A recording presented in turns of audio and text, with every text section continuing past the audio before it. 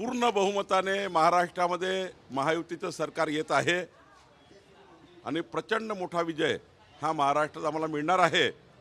आणि महाराष्ट्राच्या जनतेने आमचा जाहीरनामा मान्य केला आहे। गरीब कल्याणाचा, मध्यमवर्गीय कल्याणाचा, शेतकऱ्याच्या कल्याणाचा, घरगुती वीज बिल 30% कमी करण्याचा, लाडक्या बहिणीचा, सर्व आम्ही जे 25 अत्यंत महत्त्वाच्या विषयावर आम्ही काम करणार आहोत राज्य सरकार म्हणून। आता आमचा जाहीरनामा जनतेला पटला आहे आणि काँग्रेसचा जाहीरनामा आता झुळकाट पडलेला आहे। काँग्रेसचा जाहीरनामा कोणी मान्य करत नाही आहे।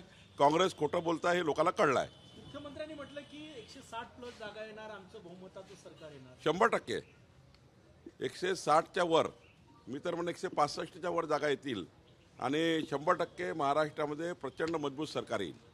लाडकी बहीण माझी, लाडका युवा, सगळ्यांपुढे आपला शेतकरी हवा।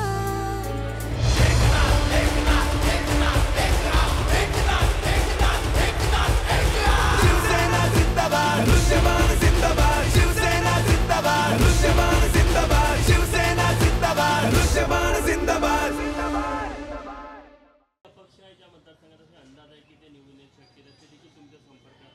नाही, आमच्या संपर्कात आज नाही आहे, पण अपक्ष निवडून आल्यावर साधारण जे सरकार येतं, सरकारच्या बाजूने त्या मतदारसंघाचा विकास करण्याकरता अपक्ष लोक राहतात।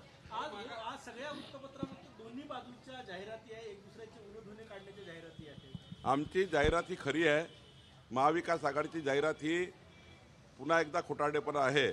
त्यांना माहिती आहे की आता जाहिरातीशिवाय काही मार्ग नाही। ग्राउंड घसरलेला आहे। आपसातल्या वादामुळं, महाविकास आघाडीच्या आपसातल्या असमन्वयामुळं महाविकास आघाडी ही लोकसभेचा जो त्यांचा परफॉर्मन्स होता तो करू शकला नाही आणि त्यांच्या ओढाताणीमुळं महाराष्ट्रामध्ये ते आमच्याबरोबर येऊ शकत नाही। प्रचंड ओढताण ही महाविकास आघाडीमध्ये आहे। कांग्रेस के नेताओं का, प्रियंका गांधी, राहुल गांधी, खड़गे जी का कहना है कि महायुति भाजपा बांटने का काम करती है, वो मोहब्बत की दुकान चलाती है। देखिए, कांग्रेस पार्टी ने लोकसभा में झूठ कहकर जो वोट लिए, झूठों का बाजार किया, उस वजह से जनता को विश्वास नहीं है। 4 महीने ही में ही जनता ने कांग्रेस को छोड़ दिया। हरियाणा में जिस प्रकार से कांग्रेस को छोड़ दिया जनता ने, लथाड़ दिया, यहाँ पर भी महाराष्ट्र में ये हाल है। कांग्रेस का कोई भी मैनिफेस्टो या उनका जो जनता को दिया हुआ जाहिरनामा है, जनता तैयार नहीं है कांग्रेस के लिए। अभी महायुति की तरफ जनता का रुझान है और मुझे विश्वास है पूरे बहुमत के साथ महायुति सरकार में आएगी। शरद पवार म्हणतात सगळ्यांच्या नादी लागा पण माझ्या नादी लागू नका, असं ते या वयात सुद्धा म्हणतात। कसं पाहतात? त्यांच्या नादी कोण लागला आहे? त्यांच्या नादी त्यांचेच लोक लागले आहेत। त्यामुळे आम्ही काही त्यांच्या नादी लागत नाही। खरं तर आम्हाला त्यांच्या नादी लागायची गरज नाही। आमच्याकडे मोदी सरकार आणि महाराष्ट्र सरकारचं एवढं काम आहे की आम्ही जनतेला आमच्या कामाने मतं घेऊ शकतो। आम्हाला शरद पवारांच्या नादी लागायचं नाही, त्यांच्याकडे बघायची नाही, त्यांच्याकडे पाहायचे नाही। त्यांचं काम त्यांनी करावं, आमचं काम आम्ही करतो। त्यांच्याकडे काहीच नाही आहे तर जनता मत कशी देतील? आमच्याकडे विश्वगौरव युगपुरुष नरेंद्र मोदीजी आहेत। आमच्याकडे मोदी सरकारचं काम आहे, महाराष्ट्र सरकारचं काम आहे। जनता आम्हाला साथ देते आहे। ज्यांचे हात स्वच्छ आहे त्यांना ईडीची भीती नाही, असं शरद पवार सांगतात। त्यांना आता काय वारंवार करावं लागतं? तुम्ही सांगा ना। पवार साहेबांना माझी विनंती आहे, ईडी सीबीआयचा आता खूप रडगडण झाला आहे, त्यात वारंवार तुम्हाला मतं भेटू शकत नाही। तुम्ही काय करणार जनतेकरता? तुमच्यावर का विश्वास नाही? आता जनतेचा विश्वास का सुटला? कारण तुम्ही 6 महिन्यापूर्वी लोकसभेच्या निवडणुकीमध्ये खोटारडेपणा केला। आता जनतेला कळलं की लोकसभेत आम्ही चूक केली आहे।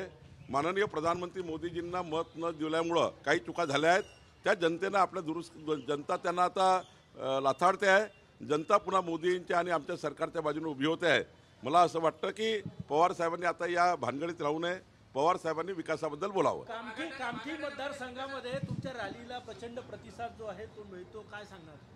नाही, मी आधीच सांगितलं होतं आपल्याला की 1.5 लाख परिवाराचे हार्ट टू हार्ट आणि मॅन टू मॅन रिलेशनशिप माझी आहे।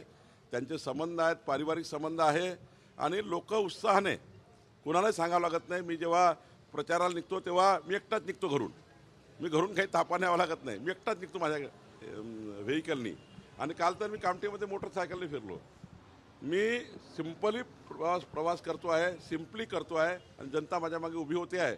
त्यांना विश्वास आहे की चंद्रशेखर बावनकुळे हे आपल्याला पुढचे 5 वर्ष आपल्या मतदारसंघाचा विकास करतील आणि व्यक्तिगत रूपाचे, सार्वजनिक रूपाचे धर्म, संस्कृती, संस्कार कार्य आम्ही करू, देव देश धर्माकरता आम्ही काम करू आणि आम्ही निश्चितपणे या मतदारसंघाला पुढे नेण्याचा प्रयत्न करू.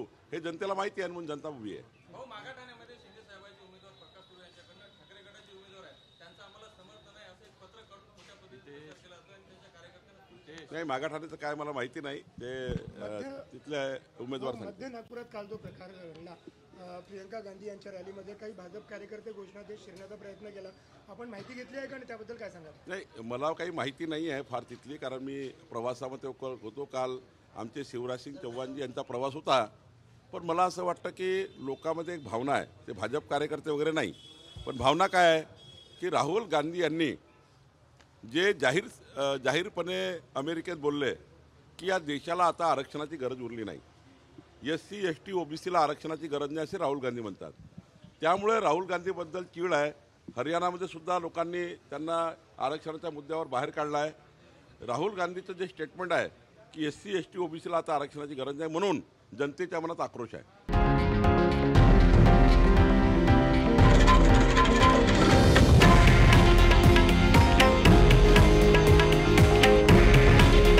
हे आहे देशातील नंबर 1 न्यूज नेटवर्क आणि आपण पाहत आहात TV9 मराठी. काळजी तुमची, हित महाराष्ट्राचं.